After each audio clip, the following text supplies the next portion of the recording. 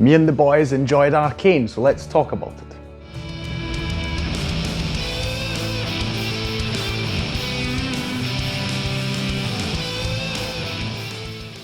Hi, my name's Stu and welcome to another review video on Flying Wiener, and I'm sorry for the t-shirt related joke. It's just that when I choose t-shirts for these reviews, I try to make, a really conscious decision, because my mother, who passed away earlier this year, she was a great fan of the channel, not just because of me, but we actually did talk a lot about films and TV shows, and I do really miss that a lot. But she was also always a fan of seeing me in different t-shirts. So it's actually influenced me in that way, that I actually go out of my way sometimes to actually buy a t-shirt when I'm on the fence or so. I will actually do it if I think, yeah, this is actually, I could use this for the channel because it's related to a TV show or a film or just something I generally enjoy in pop culture. So yeah, it's influenced me a lot, and I just thought for some reason this would be a funny joke. Anyway, never mind, that's a little side note about me there. Yes, we're talking about Netflix's Arcane show, which recently released its second series and wrapped up the show. So there are not going to be any further series of this show. There will be spin-offs, I believe, but the story of Arcane itself is at least finished. Yes. I'll say straight away, it's based, if you're not familiar, it's based on a very, very popular game called League of Legends, which is a MOBA, a mobile online battle arena. That's what the genre is called. I don't play MOBAs myself. It's an interesting genre of strategic games where people thought, like, what if we leave out all the little soldier units that we typically have in command, etc., and just have heroes, have them battle them out? I mean, the concept itself is interesting, but I'm just generally not a PvP guy, so that kind of thing does not really appeal to me. But that's what this is based on. So there are various characters from League of Legends that are integrated in the show. They are, I'm assuming, given more backstory than they are in the game, because I would assume that you can't really do much of a story there anyway. Yeah. So I can't comment on any of that stuff, whether it's, let's call it faithful to the games and the lore that's already been established, and any of these kind of things, right? So I'm going into this completely blind. And I will say that I watched the first series of Arcane when it came out, I think like 3 years ago. And while everyone obviously was raving about the visual style, and I myself found that it really is pretty amazing, I didn't feel myself drawn to it too much. I rewatched the first series now before I finished the second one. I started watching the second one and I thought, wait a second, I kind of don't know who all these people are anymore. So after a few episodes, like, nah, I'm going to rewatch the first one. It was actually a good choice that I did that, because it gave me a lot more context, and I actually appreciated the first series more now that I've, seen the second one as well. But yeah, I wasn't a too big fan, but I thought, it's worth it for the animation alone, because this is without a doubt the best thing we've had in TV when it comes to animation, yeah, at least in the modern era, let's put it like that. So what is Arcane about? If you're completely unfamiliar and are wondering, we are in this fictional world where we are focused on a town called Piltover, and it's where scientific progress is valued highly, and that's what society strives towards. Basically, it's all the noble people, it's a higher society, if you will. They're all really tapping their shoulders, oh, we're so good, we're so great, etc., etc. While there is an undercity, so you've got, this sort of these two faces or two sides of the coin. Where obviously in this undercity, people are poor, they have got really hard lives, and obviously really envious of those guys up there. So it's a very, very stereotypical story in that sense, definitely something we have seen before.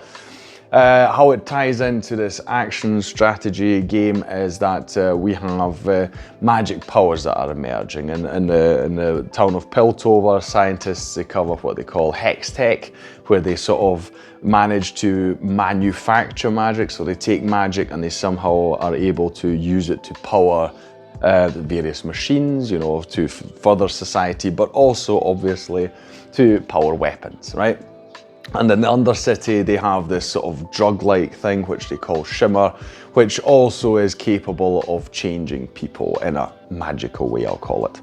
Yeah, we are focused on mainly two sisters. The character you'll probably see, or the two, you'll see both of them the most in all the promotional material. You have Violet and Jinx. Violet was obviously got the violet here.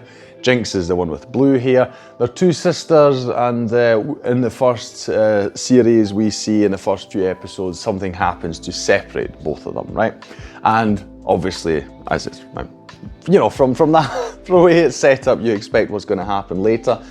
Later on in life, they meet again, and they are very, very different people. And we see sort of this story of Violet trying to, let's call it, recover her sister, you know, bring her back to the good side of things because she is affiliated with a gangster in the Undercity, right? That is basically what the story is about. And at the same time, we've got all the power struggles and power dynamic in the high city of Piltover, where, you know, you've got the scientists who are trying to do good with hex tech, and then you've got all the politicians who are trying to maybe, you know, use and abuse it in their own ways, don't care about the Undercity, and just try and bypass the scientists who actually want to use it to better the lives for the people in the Undercity as well. So that's a constant tension too. And we see this story, the first series, has a big climax. I won't spoil it for you in case you want to watch it. And we see the story continuing pretty much straight after that and see its conclusion, as it were. Yes, so in season 2 we see more of the same. We've still got all these politics going on. You've got more people coming in, not too many, so largely it's the same people that we know from the first series. But yes, it gets a bit more complicated politics-wise. It also gets more complicated between the two sisters, I will say that as well. And it's really interesting because the two sisters are obviously the main focus of the story, but for some reason they're not badly written characters, and they're certainly interesting. For some reason, I don't know, their characters, they just don't gel with me. They don't really do much for me, right? I can see where they're coming from. In the second series in particular, I have much more sympathy for Jinx, you know, where in the first series, like, why is anyone even, you know, associating themselves with this basically brat? You know, she's really unlikable, I feel. In the second series, she's a bit better, and, you know, you can see some of her motivations, etc. But overall, the two sisters was like, you know, I mean, they're driving the story fine, you know, they get a lot of cool things to do, but I was actually more interested in other characters, especially the scientists and what they were doing and the politics. But I suppose that's because I like Game of Thrones as an example, so I enjoy that kind of thing where people are, you know, trying to sort of win in various political situations, you know, and try and sort of backstab people and all these kind of things. I enjoy that a lot more. But that's just really personal. Like I say, they're not badly written characters. They just somehow didn't gel with me.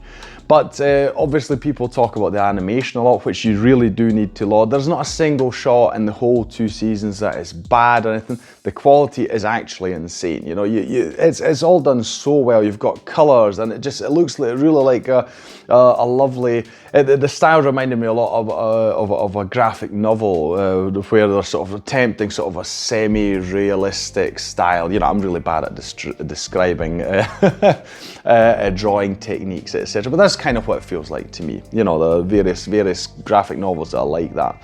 And the whole thing, from start to finish, has got that style. And it really does look like a graphic novel just come to life, but beautifully done. The colours are popping, the action scenes are crazy, there are a lot of things that happen here. I don't think there's any scene where you can say, you know, this is where they cut it a bit short, or this is where they tried to save some money, you know, by just doing a very simple version. So nothing, from start to finish, the quality is always high, and you actually wish that this is what all animated features, whether on the big screen or on TV, you know, you would wish that this is how they use their budgets, because it is amazing to look at. So, you know, if it had nothing else going for it, it would be worth it for the visual style alone and the high quality of the animation. But luckily for us, like I say, there is a lot of other things here. Again, I can't speak to the League of Legends fans, the game. I don't know how much you enjoy it if you're a fan of the games. I don't know. I mean, there is a lot of action. There's more action in the second series than in the first one, which I did appreciate it, and some really crazy fight scenes, which were really cool. But overall, there's not too much, so I really can't comment on that. But I feel that this is a great example of trying to tie in your product, which in this game is a computer game, you know, with other media, and try to gain, you know, new people to maybe come and enjoy your first product, which in this case is the game. Obviously, they want more players to engage with that. So yeah, I'm all for it. You know, this is high quality stuff. I do you know, have to say Netflix was great for using their platform, giving money to make a project like this. Obviously it wasn't just them, it's Riot Games as well, the makers of the game. But still, this certainly cannot have been cheap, and I think the results really, you know, are out there, and have no reason to in any way, you know, be ashamed or anything. On the contrary, it's really magnificent work, and this is definitely setting a high standard for what people will expect from animation in future. One thing I forgot to mention, I didn't notice until I was editing actually, was I really wanted to mention the music. Arcane gets a lot of talk about its use of music. Now they use various music, it's always trying to be very hip, very cool, which I do appreciate. It fits the style of the show really well, and you even have it really built into the themes of certain episodes, which I think is really interesting too. So you might have a song title or some lyrics that will actually even be the name of the episode, and they're worked into the show really well, as I said, because they fit the vibe. I'm not quite sure which way it happened, whether they went for the vibe and then looked for a song that fit, or it was the other way around.